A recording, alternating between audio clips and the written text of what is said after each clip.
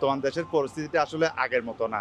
এখন দিন দিন আমাদের সাধারণ জনগণের নিরাপত্তাটা দিন দিন আরো কঠিন হয়ে যাচ্ছে। এ দেশের মানুষ বহুত কষ্ট আছে।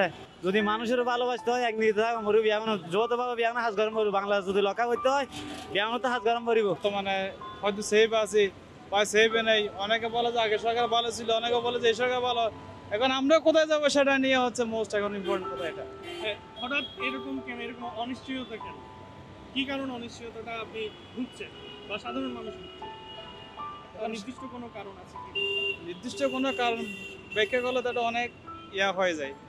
মনে করেন সামাজিকতা আছে বা অর্থনীতির ক্ষেত্রে আছে বা আগে চাকরি একটা ছিল, হয়তো এখন চাকরি এটা নেই। এই দিয়ে মনে করেন আমরা মিডল স্তরের যে আছে সবাই একই অবস্থা। নহাই মরিব মানুষ বাংলাদেশের মাঝে এন অবস্থা ন সিন্ডিকেট করে তারা ব্যবসা করে সিন্ডিকেট পাওয়া মরিব আগে। রাস্তাঘাটে হয়তো দিনের বেলায় যেমন তেমন, রাতে হয়তো আমরা কোথাও বের হয়েছি, ঠিক আছে, বের হলে নিরাপদ মনে হচ্ছে না, কারণ সব দিকে চাঁদাবাজি, সন্ত্রাসী কর্মকাণ্ড, এটা ওটা সেটা, আমরা আসলে আতঙ্কে থাকি। বর্তমান পরিস্থিতি একটা সুস্থ অবাধ নির্বাচন হলে এই কঠিন মুহূর্ত থেকে জাতি উত্তরণ পাবে, জাতি মুক্তি পাবে।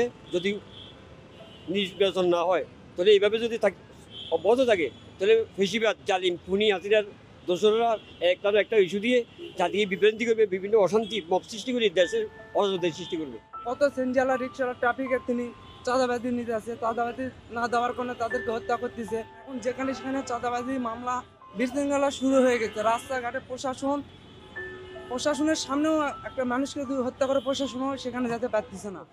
ওইতে কি না দেখার বিষয় না, আল্লাহর ডরাম মরিব। আল্লাহর ডরালে অনেকে কিছু করতে না। কিছুদিন আগে আমি নিজেও দেখেছি একটা লোকে ছড়ি মারছে, আমি অত্যন্ত দুঃখ পাইছি। আমি হত্যাকাণ্ড, মানুষ হত্যাকরণ, মারি গেল, আমি অত্যন্ত এগুলা পছন্দ করি না।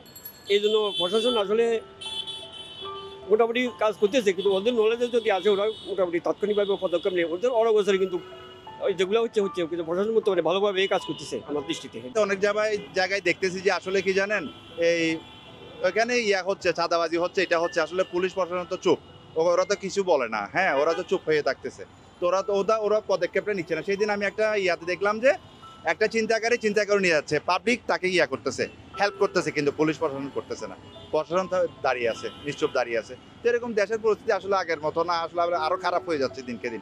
যদি নির্বাচন হয় ইনশাল্লাহ আশা করি আল্লাহর মধ্যে এগুলো কিছু করতে পারবে না, সব কিছু ঠিক হয়ে যাবে। একটা নির্বাচিত সরকার আসলে দেশে একটা স্থিতিশীল হবে, শান্তি হবে। নির্বাচন তো বলতেছে ফেব্রুয়ারিতে হবে, আমার তো মনে হয় না যে নির্বাচন ফেব্রুয়ারিতে হবে। দেখবেন যে আবার কোনো না কোনো একটা প্রবলেম দাঁড় করায় দিবে, গ্যাঞ্জাম, গ্যাদারিং অনেক কিছু হবে। এগুলা বলে দেখবেন যে সরকার আবার নির্বাচনটা পিছিয়ে দিচ্ছে। আল্লাহর রহমতে ইনশাল্লাহ আমরা আল্লাহর দয়া নিয়ে বলছি ইনশাল্লাহ ফেব্রুয়ারিতে নির্বাচন হবে। যেহেতু ডক্টর ইউনূস কমিটমেন্ট দিয়েছেন, সারা পৃথিবীর মানুষ দেখেছে।